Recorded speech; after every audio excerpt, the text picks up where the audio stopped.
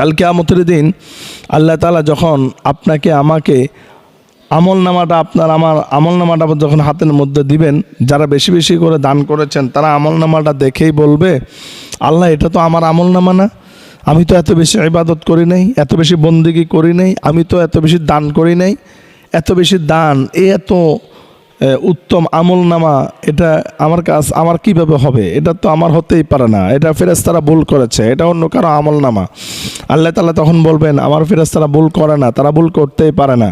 এটাই তোমার আমলনামা, তুমি ভালো করে দেখো। তখন আপনি দেখবেন আপনার নাম, ঠিকানা, বাবার নাম সব কিছুই ঠিক আছে, এরপর আপনি বিশ্বাস করতে চাইবেন না। ওই মুহূর্তে আল্লাহ তাআলা বলবেন, হে আমার গোলাম, তুমি যখন দুনিয়াতে দান করেছিলা ফি সাবিলিল্লাহ, আমি আল্লাহ সন্তুষ্টর জন্য, আমি আল্লাহকে সন্তুষ্ট করার জন্য,